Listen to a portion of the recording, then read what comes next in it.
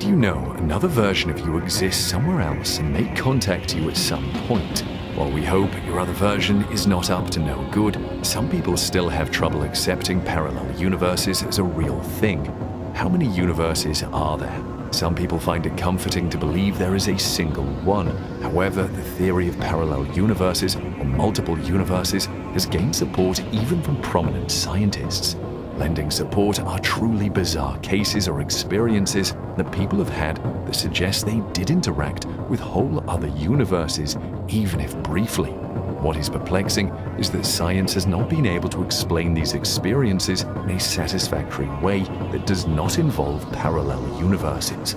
Our list of cases in this video where people have reported receiving signals from parallel universes will challenge everything you've been told about the universe. Some of them will make you question the reliability of your brain. And number one is a signal that is bewilderingly connected to a world-famous man, which sets it apart from the rest. This is the Mandela effect. Yes, the same iconic Nelson Mandela from South Africa. Mandela passed away in 2013 and the whole world observed the mourning and burial rites. However, some people claim to remember the iconic freedom fighter's life differently. Some people are convinced they can recollect Nelson Mandela dying in prison in South Africa in 1985. The nation mourned and his wife gave him a memorable eulogy. This was all on the news. To explain this seeming disparity in history, a paranormal researcher coined the term the Mandela effect. Some people believe the Mandela effect is evidence that we are truly living in an alternate reality, and Mandela did die in the 80s in another universe. There are legions of true believers in this effect. You'll find Reddit communities that discuss the subject that have over 200,000 members. There are websites, hashtags, and videos with millions of views. All these people incredibly remember things the same way. Enthusiasts call evidence of the effect's residue as if there was a timeline that has since been erased. We're only able to see the residual hints of what once was. Another popular theory associated with the Mandela effect is that CERN, the European Research Centre, caused a splinter in time and space when it fired up the Large Hadron Collider in 2008 and started flinging atoms at other atoms to discover the root of the universe. Who knows what these scientists are up to in their little labs? And number two is the green children of Woolpit. You might have heard about the little green men coming to visit the world from civilizations far away from us in the universe.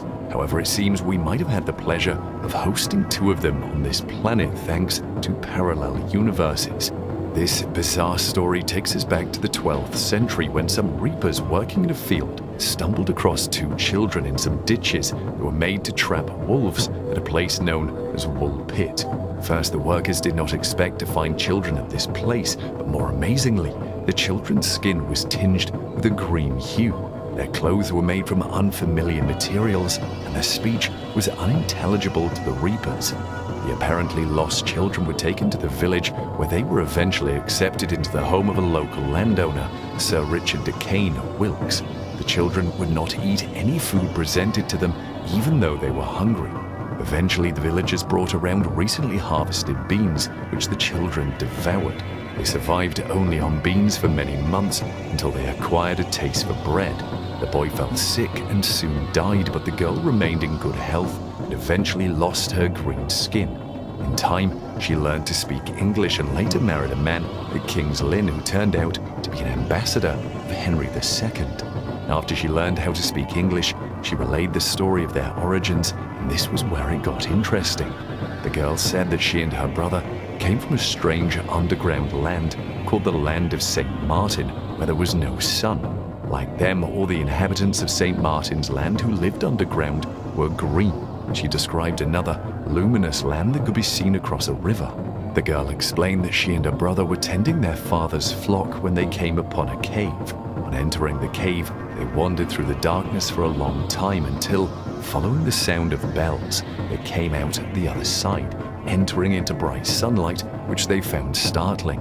It was then that they were found by the reapers, seemingly in another universe.